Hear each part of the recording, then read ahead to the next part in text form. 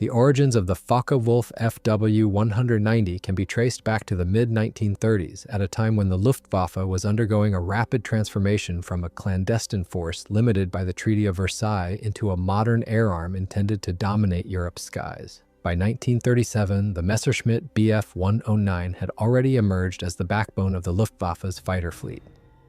However, the Reichsluftfahrtministerium, RLM, the German Air Ministry, recognized the strategic risks of relying on a single design. They demanded a second complementary fighter that could provide redundancy in case the Bf 109's development stalled, and which could potentially surpass it in versatility and combat performance.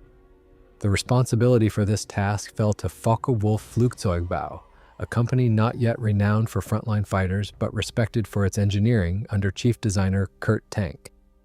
Tank envisioned a fighter that would break with the established German preference for liquid-cooled inline engines.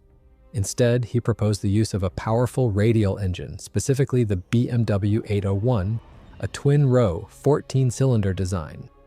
Radials had a reputation in Germany for being too bulky and aerodynamically inefficient compared to sleek inline engines.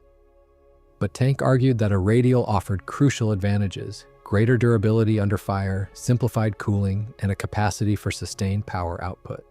He emphasized that combat realities demanded an aircraft that could survive battle damage as much as deliver high performance. The RLM initially hesitated, questioning the practicality of introducing a radial-powered fighter into a force so heavily invested in inline technology. Yet Tank and his team pressed ahead, believing that the combination of ruggedness and firepower would yield an aircraft uniquely suited to the multifaceted demands of modern air warfare.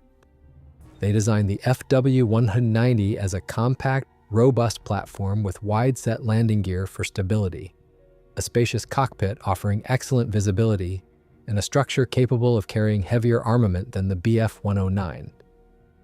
Another crucial element of Tank's design philosophy was pilot ergonomics. German fighter pilots had complained about the cramped, restricted cockpit of the Bf-109. In response, Tank prioritized comfort, accessibility, and visibility in the FW-190's layout. Its canopy offered a much clearer field of view, and the cockpit instrumentation was arranged for ease of use, reducing pilot fatigue during long sorties. These human-centered features were unusual for the time, but demonstrated Tank's holistic vision of fighter design. By 1939, as war loomed in Europe, the RLM approved development of the prototype. The strategic context made the project increasingly urgent. Germany's rearmament aimed at achieving swift, decisive campaigns supported by overwhelming air superiority, a doctrine known as blitzkrieg. For such a doctrine to succeed, the Luftwaffe needed not only numbers but fighters capable of tackling multiple roles, intercepting enemy aircraft, escorting bombers, and performing ground attack missions when required. The FW-190 was conceived as this multi-role aircraft, a second pillar of German fighter aviation that would complement and eventually, in some respects, surpass the Messerschmitt design. Development was not without challenges. Integrating the large BMW 801 radial engine into a compact airframe presented engineering difficulties. Cooling was a particular concern, as radial engines, though less vulnerable to a single hit, generated substantial heat. Tank's engineers devised a distinctive fan-driven cooling system mounted at the engine's nose, which would become one of the FW-190's most recognizable features.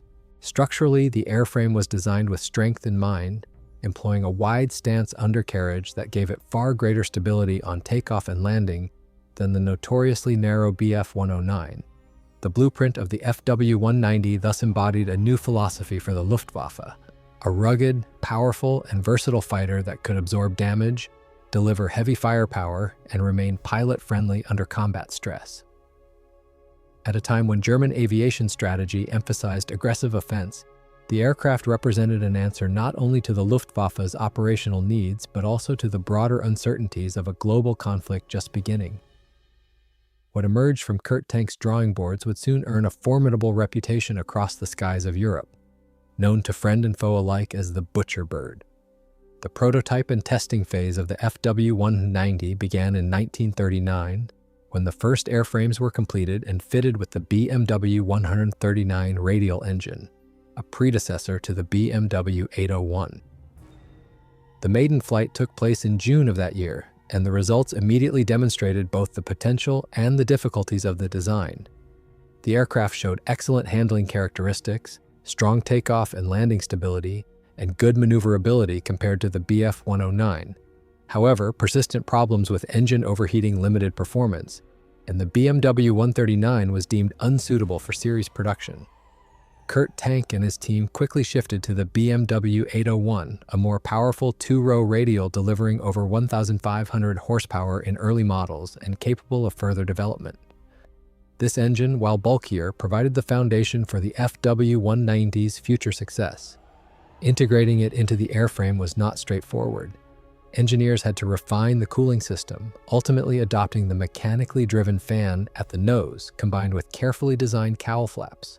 This system ensured that the large radial could operate efficiently without compromising the aircraft's aerodynamics.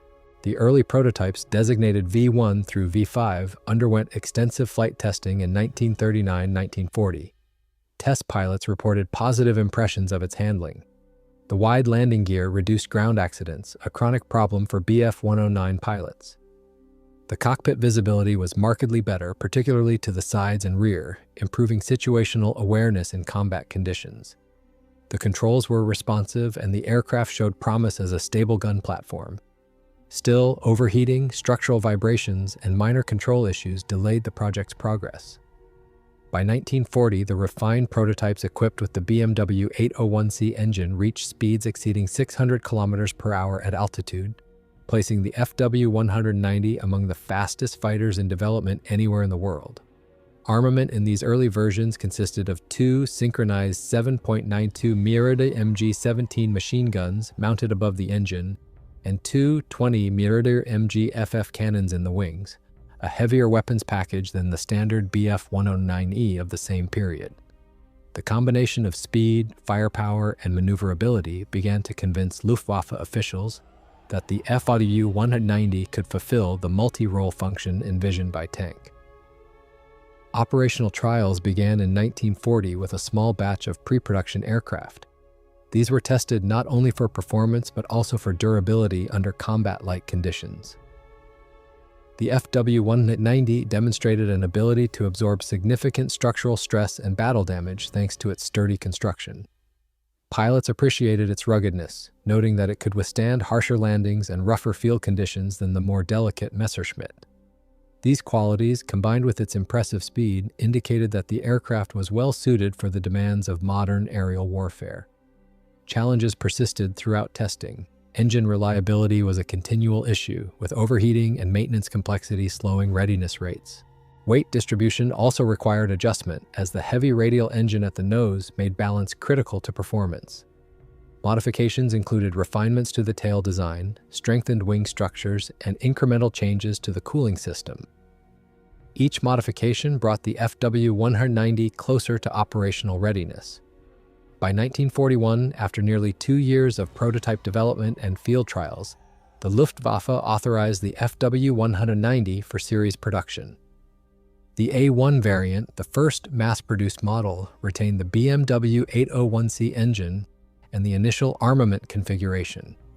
With these adjustments complete, the FW-190 was ready to be deployed to frontline units. Its journey from prototype to combat-ready fighter had been complex, but the aircraft was now poised to make a dramatic impact. The Luftwaffe would soon unleash the Butcher Bird into active service, where it would challenge Allied air power in some of the most intense aerial campaigns of the Second World War. The FW-190 entered frontline service in the summer of 1941, first assigned to Luftwaffe units operating in Western Europe. The initial recipient was Jagdgeschwader 26, Schlageter, stationed along the Channel coast in occupied France. At this time, the Luftwaffe faced mounting pressure from the Royal Air Force, which had recovered from the Battle of Britain and was now carrying out offensive sweeps over northern France. The deployment of the new fighter was deliberately kept secret at first, allowing German commanders to test its performance under operational conditions before revealing its capabilities to the enemy. The first combat trials quickly demonstrated that the FW-190 represented a significant leap forward over existing German fighters. Against the RAF's Supermarine Spitfire MKV, which was the backbone of British Fighter Command in 1941, the FW-190A1 proved superior in nearly every respect. It was faster at low and medium altitudes, more heavily armed, and far more rugged. Its wide undercarriage allowed it to operate reliably from rough forward fields, while its radial engine made it less vulnerable to a single hit compared to the liquid-cooled Merlin engines of the Spitfire. Reports from Jägerschwader 26 pilots emphasized how quickly the aircraft established air superiority in their sectors. RAF pilots were initially baffled by this new adversary. Encounters over the Channel in late 1941 and early 1942 revealed the FW-190's advantages. British intelligence initially suspected the Luftwaffe was flying a new version of the Bf-109 until wreckage confirmed that an entirely different type had entered service. Combat losses mounted as Spitfire MKVs proved unable to match the FW-190 in climb, speed, or roll rate. German pilots exploited these advantages using hit-and-run tactics that forced RAF squadrons onto the defensive. The impact of the FW-190's entry into service was profound. Between late 1941 and mid-1942, Luftwaffe units flying the new fighter achieved a favorable kill ratio over RAF formations. This period became known among British pilots as the Focke-Wulf scourge, a time when German air superiority along the Channel coast was firmly established. In response, the British accelerated development of the Spitfire Mk9, equipped with a more powerful Rolls-Royce Merlin 61 engine, specifically to counter the threat posed by the FW-190. Within the Luftwaffe, the FW-190 quickly gained a strong reputation among pilots. Its armament, typically consisting of two 7.92mm machine guns and four 20mm cannons in the A2 and A3 versions, allowed it to deliver devastating firepower in short bursts. The cockpit layout and visibility earned high praise, as did the aircraft's ability to dive steeply without structural failure, giving pilots a reliable escape option when outnumbered. These qualities made it an excellent aircraft for both interception and offensive sweeps, enhancing the Luftwaffe's operational flexibility.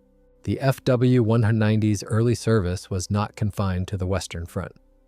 By late 1941 and into 1942, variants were deployed to the Eastern Front, where they supported ground operations during Operation Barbarossa. There, the aircraft proved equally effective, outperforming many Soviet fighters then in service. Its heavy armament was particularly useful against Soviet bombers and ground targets, while its durability allowed it to operate in the harsh conditions of the Eastern Campaign. By the end of 1942, the FW-190 had firmly established itself as one of the Luftwaffe's premier fighters. It had not replaced the Bf-109, which continued in parallel service, but it provided German fighter wings with a complementary design that could outperform enemy aircraft in key engagements. Its arrival forced the Allies to invest in rapid technological improvements, reshaping the balance of aerial combat in Europe. What began as an experimental design had now matured into a proven frontline weapon, earning its reputation as the Butcher Bird through both its lethality and its resilience.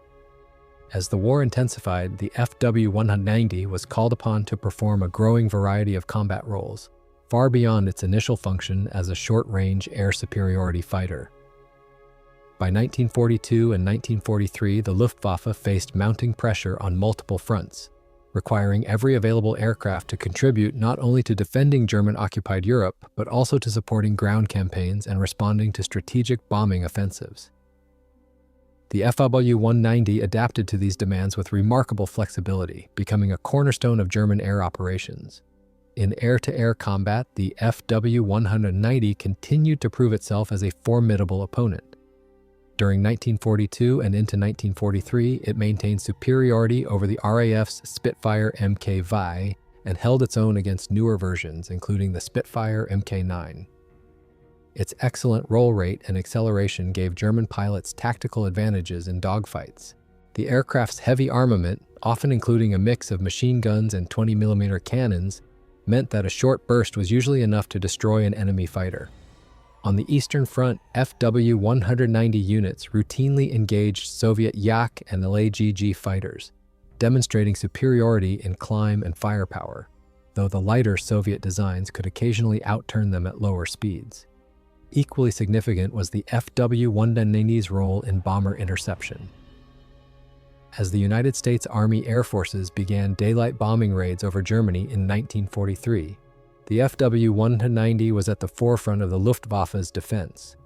Early bomber formations, flying B-17 Flying Fortresses and B-24 Liberators, encountered swarms of FW-190s equipped with additional cannon and armor to increase their effectiveness against heavy bombers. These modified versions, such as the FW-190A6 and A7, carried 30mm Mk-108 cannons capable of inflicting catastrophic damage with just a few hits. German records and Allied accounts alike confirm that bomber crews considered the FW-190 one of their most dangerous adversaries. Its durability allowed it to withstand defensive fire long enough to deliver decisive attacks, though losses among intercepting units remained high. Ground attack missions soon became another domain in which the FW-190 excelled. Recognizing the aircraft's stability and resilience, the Luftwaffe began adapting it into the FW-190F and G variants, optimized for close support and fighter-bomber operations. These models carried bombs, rockets, and additional cannons, transforming the Butcher Bird into a potent strike aircraft. On the Eastern Front, where the German army faced growing Soviet offensives, FW-190 fighter bombers were frequently deployed to attack tank columns, artillery positions, and supply routes. Their ability to deliver precise firepower and survive heavy ground fire made them invaluable in delaying Soviet advances. In the West, they were used against shipping, rail targets, and Allied ground forces following the landings in Normandy. The FW-190's combat record was not without setbacks. As the war progressed, the Allies fielded increasingly advanced fighters. The introduction of the American P-51 Mustang in late 1943 and 1944 fundamentally altered the balance in the air war over Europe. With its long range, the Mustang could escort bombers deep into German territory, negating one of the Luftwaffe's key advantages. In direct combat, the P-51's performance matched or exceeded the FW-190 at many altitudes, challenging its dominance. On the Eastern Front, improved Soviet fighters such as the Yak-9 and La-7 also began to close the performance gap. The FW-190 remained dangerous, but by 1944 it no longer enjoyed the clear superiority it had held in its early service. Nevertheless, the Luftwaffe's adaptation of the FW-190 ensured it remained relevant throughout the war. German squadrons learned to exploit its strengths, employing tactics that emphasized hit-and-run attacks, surprise dives, and coordinated assaults on bomber formations. Its ruggedness and firepower made it a reliable tool for missions where attrition was unavoidable. Even as fuel shortages, pilot losses, and overwhelming Allied numbers eroded the Luftwaffe's effectiveness, the FW-190 continued to inflict heavy losses and to demonstrate the resilience of its design. By 1944, the Butcher Bird was fully established as the Luftwaffe's most versatile fighter. It fought as a dogfighter, an interceptor, a ground attack aircraft, and a bomber escort. Its adaptability was a testament to Kurt Tank's design philosophy and to the ingenuity of German engineers under immense wartime pressure. While no aircraft could alter the strategic trajectory of the war, the FW-190 embodied the Luftwaffe's determination to resist Allied advances in the air and on the ground. The evolution of the FW-190 into multiple specialized variants reflected both the aircraft's adaptability and the increasingly desperate demands of the Luftwaffe as the war progressed. From its initial role as a fighter, the design was modified into interceptors, fighter bombers, reconnaissance aircraft, and even high-altitude specialists. Each variant represented an attempt to respond to the changing balance of power in the air war, ensuring that the FW-190 remained operationally relevant even as Allied technological superiority grew. The most numerous and widely used versions were the FW-190A series fighters. The early A1 through A4 models established the foundation, but as the conflict intensified, the A5, A6, A7, and A8 introduced progressively heavier armament and armor to deal with Allied bombers. The FW-190A8, produced in the greatest numbers, carried two 13mm MG-131 machine guns and four 20mm MG-151 Park 20 cannons, with some fitted with 30mm Mk-108 cannons. These weapons allowed the aircraft to deliver devastating firepower against both fighters and heavy bombers. To enhance survivability, additional armor protection was installed around the cockpit and engine. Although these modifications improved its lethality, they also added weight, reducing agility and climb performance.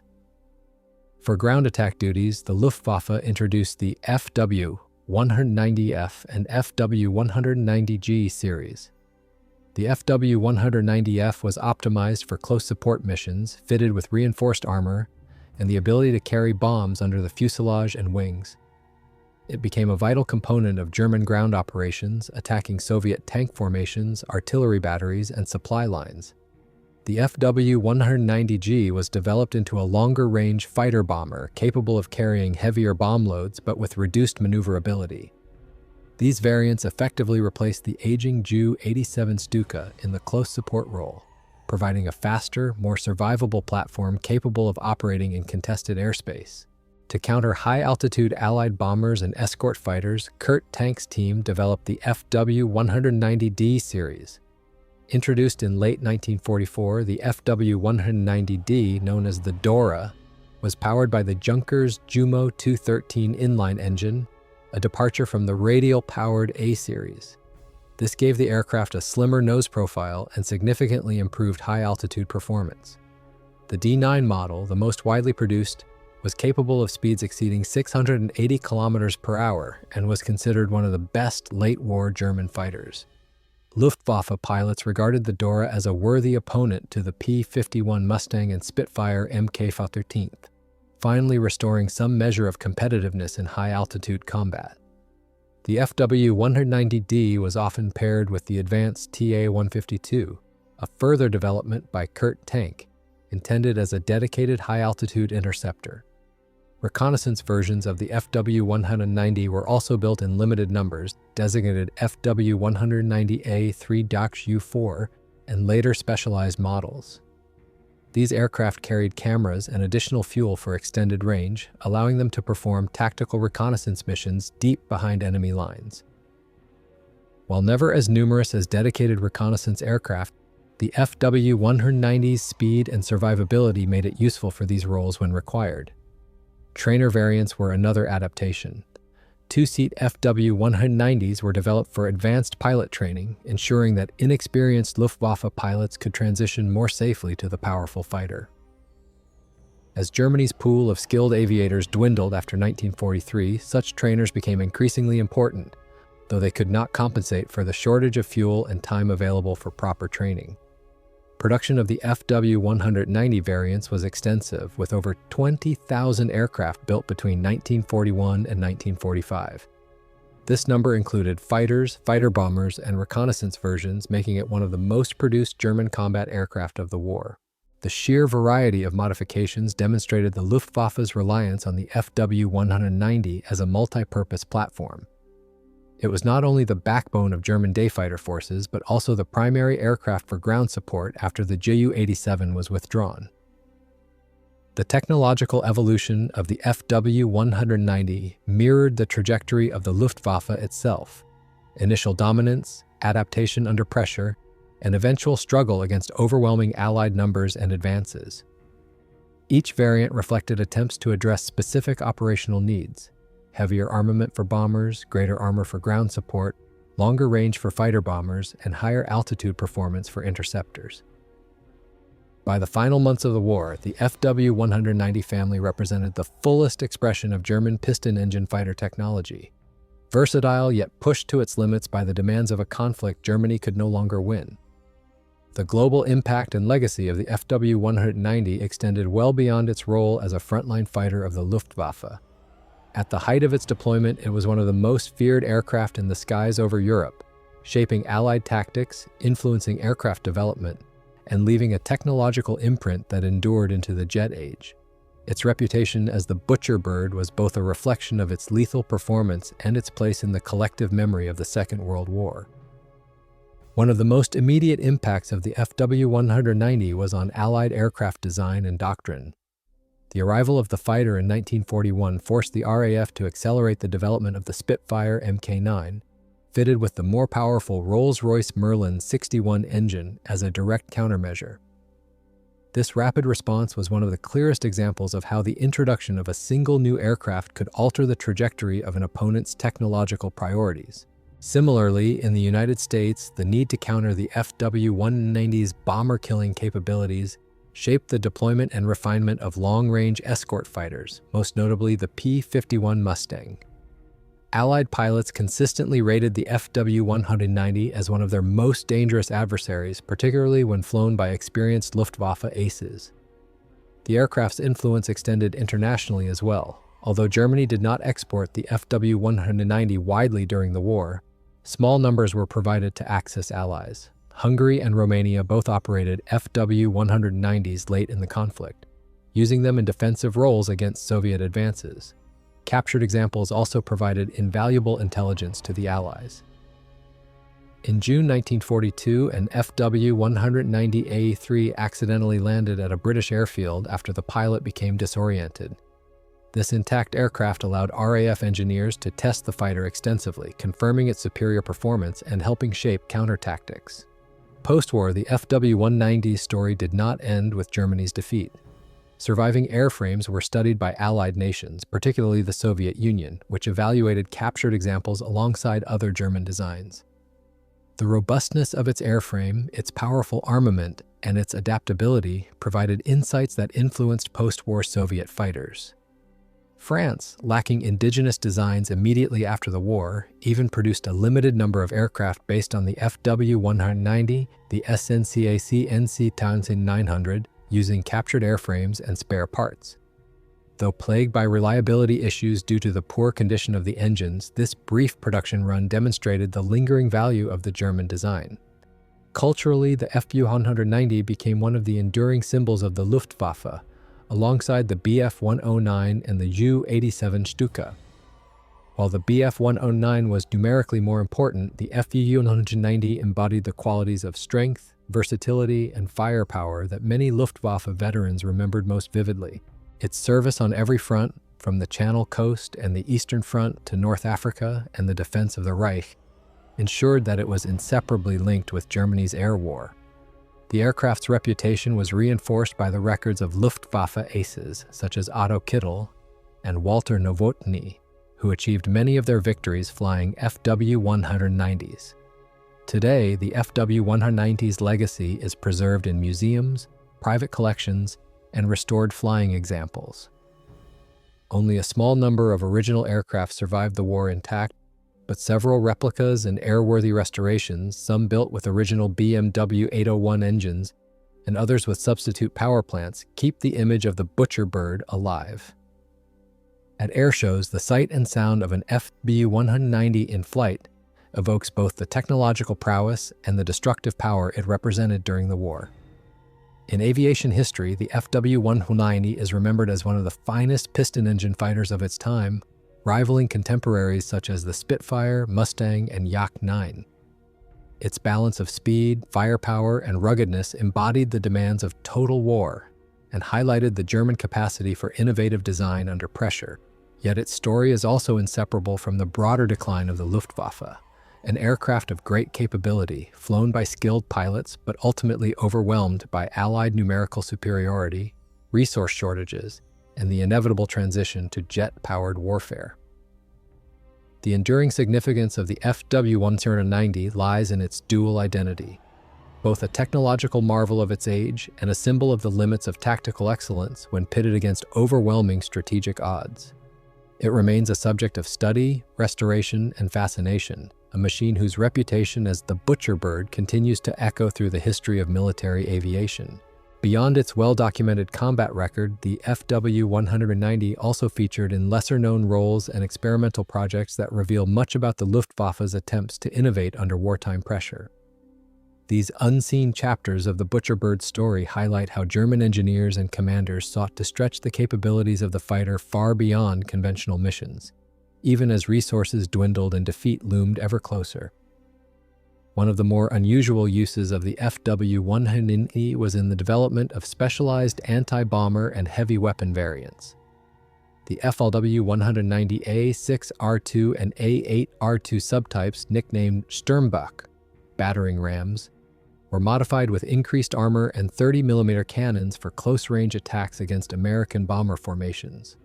These heavily reinforced aircraft often dispensed with agility in favor of survivability, flying in tightly coordinated grouping that would penetrate bomber boxes at close quarters. The idea was to deliver maximum firepower, even at the cost of high attrition.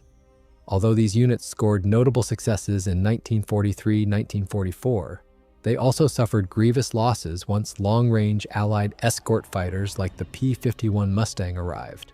Experimental versions also explored unconventional propulsion. Several FW-190s were fitted with rocket boosters to improve climb rate during interceptions, while others were adapted into testbeds for jet-assisted takeoff experiments. These trials were part of the broader German search for hybrid and jet propulsion solutions during the final years of the war. Although none of these experiments reached operational maturity, they illustrate how the FW-190's robust airframe was seen as a reliable platform for pushing technical boundaries. The aircraft also appeared in navalized forms intended for use aboard Germany's planned aircraft carriers. The FW-190T project included modifications for catapult launches and arrestor hooks, although the cancellation of the carrier Graf Zeppelin meant that these designs never progressed beyond prototype stages. Similarly, several projects considered adapting the FW-190 for night fighting. A handful of aircraft were fitted with radar arrays, flame dampeners on the exhaust, and extra instrumentation, but the type was never produced in significant numbers for this role, with dedicated night fighters such as the Bf-110 and Ju-88 taking precedence. Some of the most forgotten roles of the FW-190 involved reconnaissance and training. While not designed for long-range photo missions, field modifications enabled the aircraft to carry cameras for tactical reconnaissance, providing valuable intelligence on enemy troop movements and fortifications. Trainer variants equipped with dual cockpits also played a quiet but vital part in preparing new Luftwaffe pilots to handle the powerful fighter. As Germany's pilot training system deteriorated in the later years of the war due to fuel shortages and Allied bombing of infrastructure, these two-seat trainers became rare lifelines for introducing inexperienced airmen to combat aircraft before throwing them into battle. Another little-known episode in the FW-190's history concerns captured aircraft.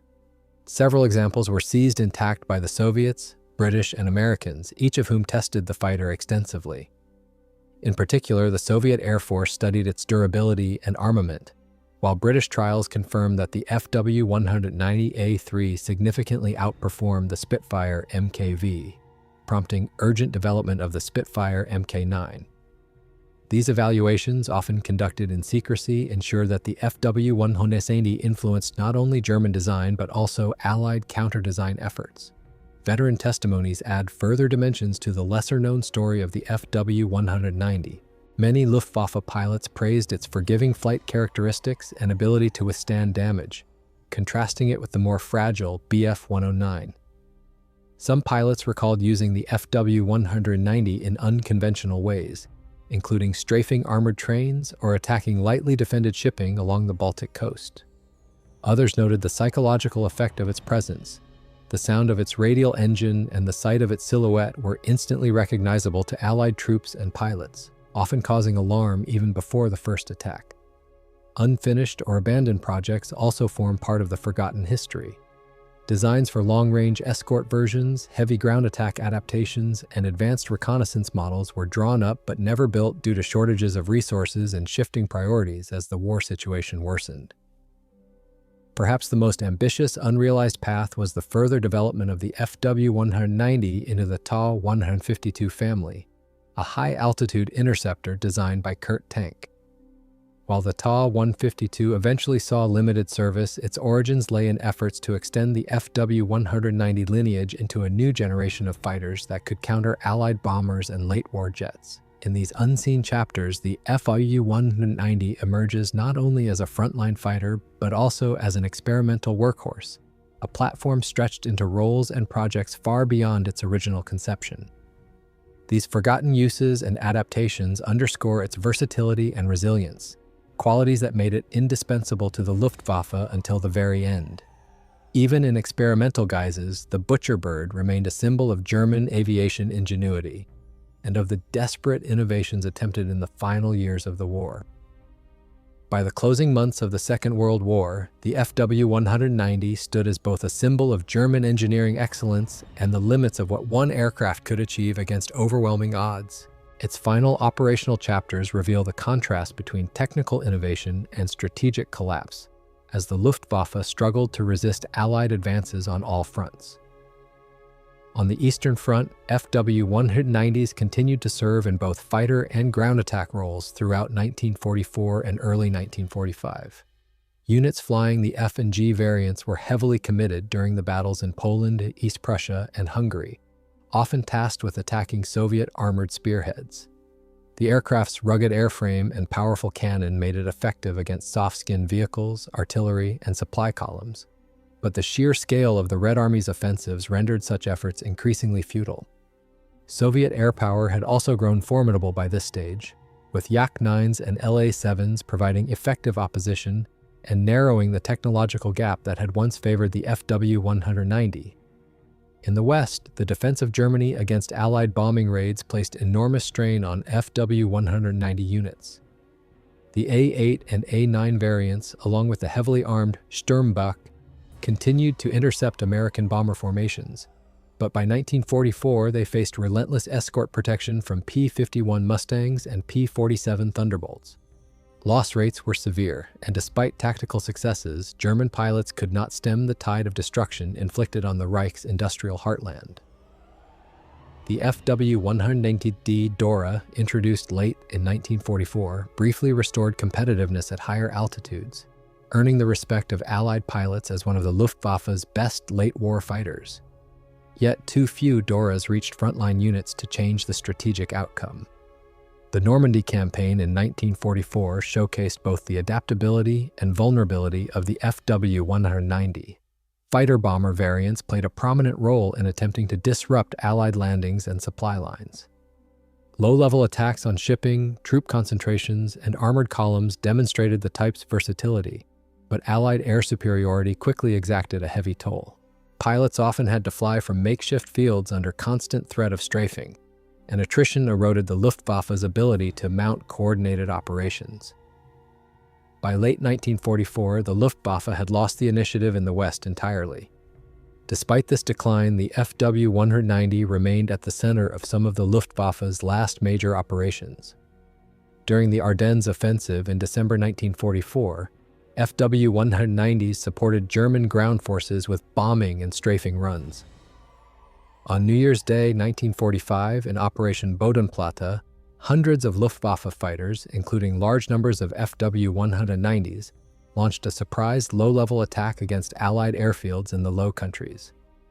While the raid destroyed or damaged over 300 Allied aircraft on the ground, losses among German pilots were catastrophic. Many of the Luftwaffe's remaining veterans were killed, and the operation marked the last large-scale offensive effort by German fighter aviation. As the war drew to its end in April and May 1945, the FW-190 was still in action across collapsing fronts. In Berlin's defense, Doris flew alongside Me-262 jets, attempting to intercept Soviet aircraft, while ground attack variants fought to slow the Red Army's advance into the German capital. Despite isolated successes, the Luftwaffe by then was crippled by fuel shortages, destroyed infrastructure, and a lack of trained pilots. Many FW-190s were abandoned on airfields as supplies ran out. The war ended with the FW-190 still in widespread use, its versatility ensuring its presence to the final days of the Reich. Yet its legacy was inseparable from the fate of the Luftwaffe itself, a superb machine that could not overcome overwhelming Allied numbers, superior logistics, and the cumulative effects of attrition.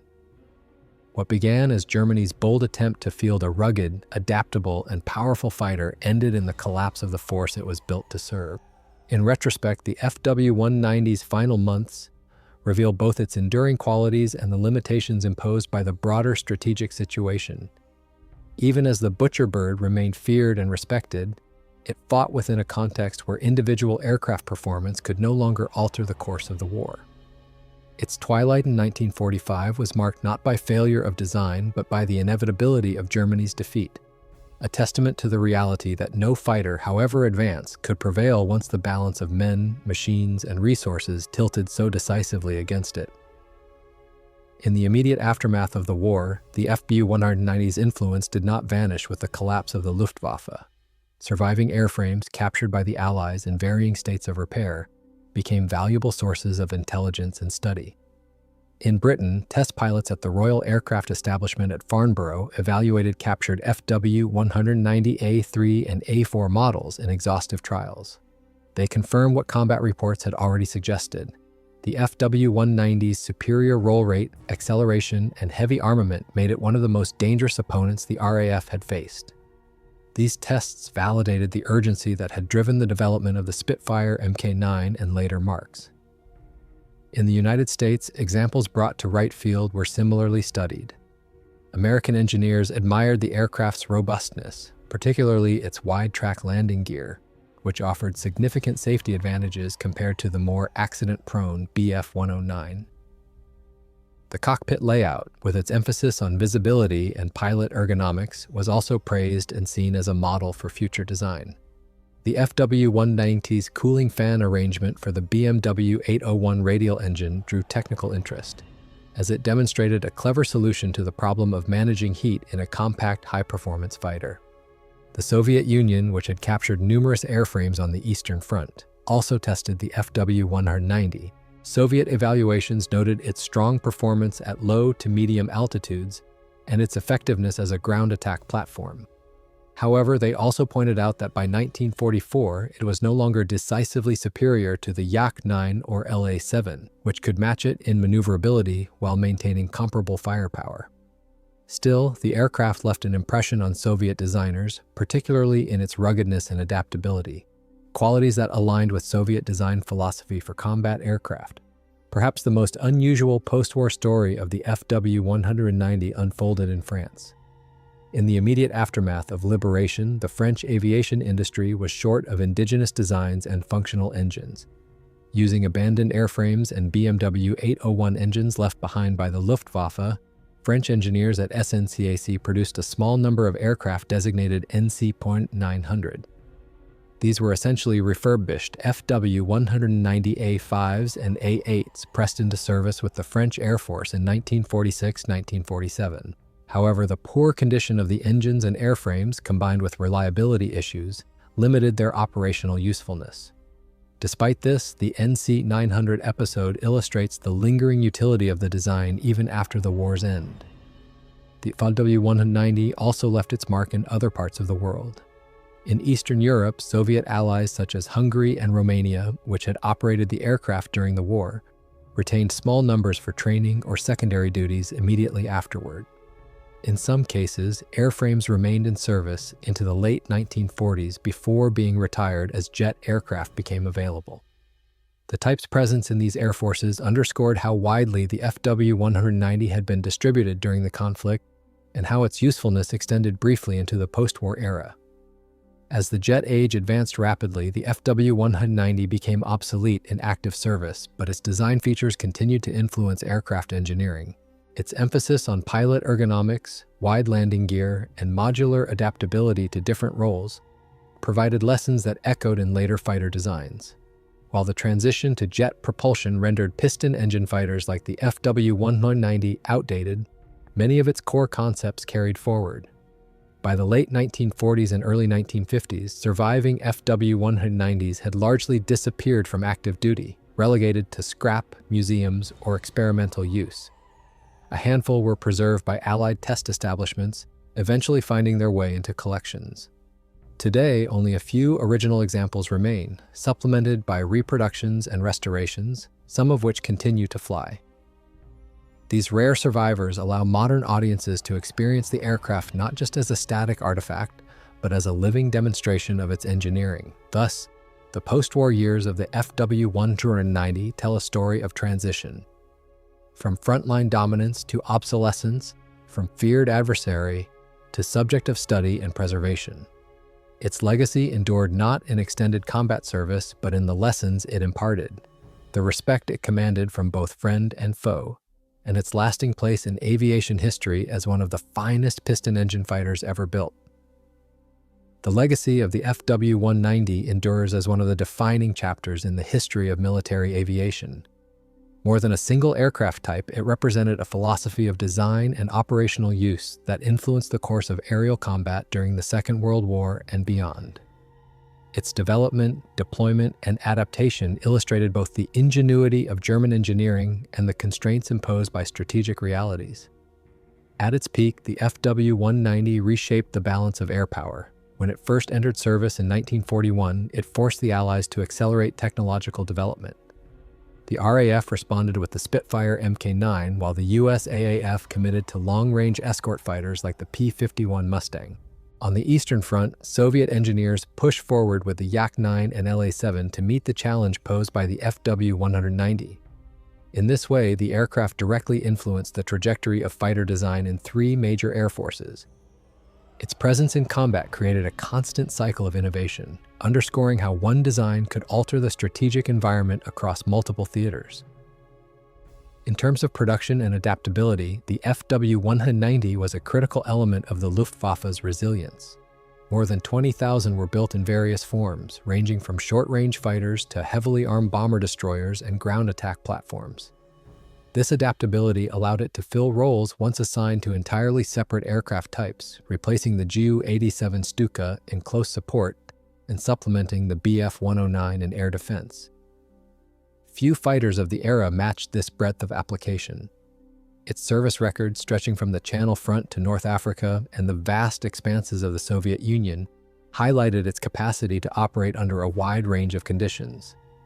The cultural memory of the FW-190 is equally significant. Within Germany, it became a symbol of pride among Luftwaffe pilots, many of whom considered it superior to the Messerschmitt Bf-109 in handling, survivability, and firepower. Allied pilots, meanwhile, remembered it as one of the most formidable adversaries of the war, nicknaming it the Butcher Bird. Its fearsome reputation was reinforced by the kill records of Luftwaffe aces who flew it, as well as the heavy toll it inflicted on Allied bomber formations before long-range escorts reversed the balance. In the post-war era, the aircraft's legacy shifted from operational to historical. Engineers studied its strengths and weaknesses, preserving lessons in ergonomics, armament integration, and adaptability. Museums and restorations carried its image into public memory, where it came to symbolize both the technological brilliance and the destructive ambitions of Nazi Germany. The FW-190 thus stands as both an object of admiration for its engineering and a reminder of the destructive conflict in which it was forged. Its place in aviation history is secure. Alongside the Spitfire, Mustang, and Yak-9, the FW-190 represents the pinnacle of piston engine fighter design. Each of these aircraft reflected the strategic needs of their nations, but the FW-190's versatility and ruggedness gave it a distinctive identity. It was not merely a machine of war, but a manifestation of Germany's attempt to maintain aerial supremacy under increasingly adverse conditions. That it remained competitive into 1945 despite overwhelming Allied advances speaks to the strength of its design. Today, the surviving examples of the FW-190, whether in museums or as restored flying aircraft, provide tangible connections to this history. They allow new generations to understand not only the technical qualities of the fighter, but also the broader story of the war in which it played such a central role. In studying the FW-190, historians and enthusiasts alike confront the realities of innovation under pressure, the relentless pace of technological competition, and the enduring impact of machines that, for a time, defined the fate of nations. The FW-190 remains remembered as the Butcher Bird of the Luftwaffe, an aircraft that embodied both the heights of German aeronautical engineering and the ultimate futility of its struggle against overwhelming odds.